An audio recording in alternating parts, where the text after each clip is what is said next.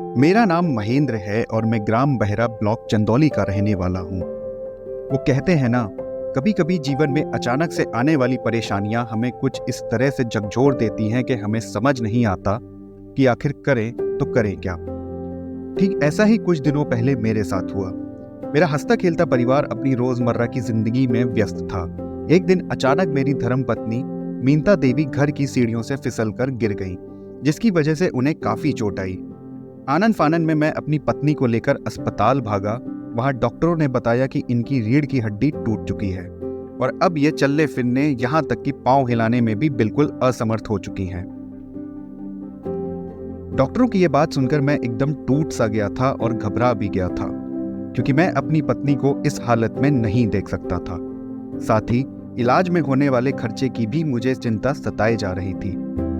लेकिन अचानक से मुझे याद आया कि मेरी पत्नी आयुष्मान योजना की लाभार्थी है और उनके पास कार्ड भी है।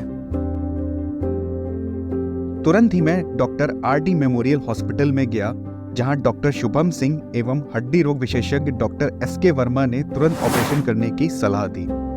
आयुष्मान कार्ड के माध्यम से सारी औपचारिकताएं हुई और मेरी पत्नी का 14 जनवरी 2024 को सफल ऑपरेशन हुआ। ऑपरेशन के बाद 10 दिन देख रेख और दवा चली। इसके बाद मेरी पत्नी को अस्पताल से डिस्चार्ज कर दिया गया। डिस्चार्ज होने के बाद मेरी पत्नी पहले की तरह स्वस्थ हो गई और फिर से चलने फिरने लगी। मैं आपको बता नहीं सकता कि उस दिन मुझे कितनी खुशी महसूस हुई। एक तो मेरी पत्नी, जो चोट लगने के बाद अपाहिज सी हो गई थी और अब इलाज के बाद अपने पैरों पर पहले की तरह फिर से चल फिर रही है। दूसरी ओर आयुष्मान योजना से मेरा एक भी रुपया इलाज में खर्च नहीं हुआ।